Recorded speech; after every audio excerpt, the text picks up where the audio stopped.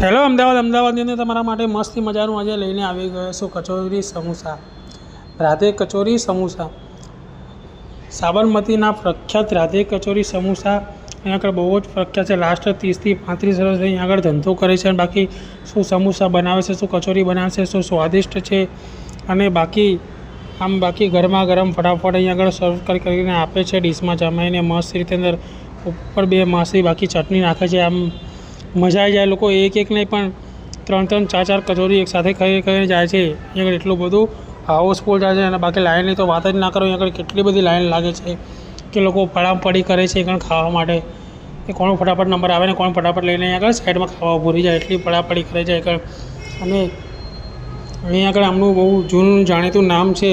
અહીંયા વખણાય છે કે સાબરમતીવાળા મામાની કચોરી એટલે બાકી એક નંબર કચોરી. બાકી અહીંયા મામાના નામથી આગળ પ્રખ્યાત વખણાય છે, જૂનાના જાણીતા. લાસ્ટ અહીંયા આગળ 30 થી 35 વર્ષથી ધંધો કરે છે. અત્યારે એમના બે છોકરાઓ ડીશો બનાવીને આપે છે અને મામા પોતે અહીંયા આગળ કચોરી સામે દુકાને બનાવીને ફટાફટ અહીંયા આગળ સામે મોકલાવે છે. અને એટલું બધું હાઉસફુલ જાય છે કે સવારે 8 વાગ્યાથી માંડીને કે સાંજે 6-7 વાગ્યા સુધી તો અહીંયા હાઉસફુલ હોય છે. બાકી બપોરે બાકી એટલી બધી ગળદી જ આવી છે કે બાકી કે એની વાત જ ના કરો. સવાર બપોર તો એટલી બધી હાઉસફુલ કરી દીધી. મેં 2 વાગ્યાના ટાઈમમાં અહીંયા આગળ વિડીયો બનાવ્યો હતો અહીંયા આગળ. અને આટલી બધી હાઉસફુલ મેં દૂરથી જોઈ હતી. આટલી બધી લાઇન નહીં લાગી હતી. મને એવું લાગ્યું કે એટલી વાળા ઢોસાનું કોઈ કશે, પણ અહીંયા આવીને જોયું તો બાકી શું બાકી કચોરી સમોસા બનાવીને વેચે છે. અને જૂનાને જાણીતા અને સાબરમતીના પ્રખ્યાત કચોરી સમોસા એમ કહીએ તો બી ચાલે.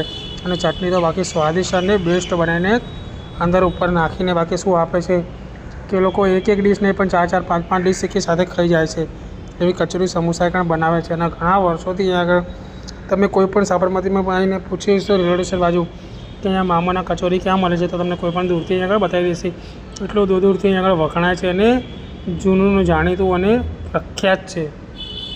અને ટેસ્ટમાં તો બાકી તમે વાત જ ના કરો. સ્વાદિષ્ટ અને ટેસ્ટ તો બાકી એક નંબર ટેસ્ટ આવે છે.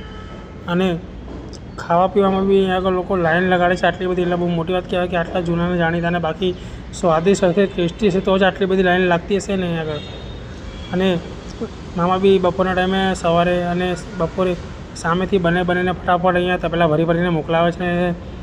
અડધો કલાકની તો આખું તપેલું ખાલી કરી નાખે છે. એટલી બધી અહીંયા આગળ હાઉસફુલ જાય છે. લોકો પાર્સલ પણ અહીંયા આગળ લઈ જાય છે. એક સાથે 10-10, 15-15 નંગ અહીંયા આગળ પાર્સલ કરાવીને જાય છે.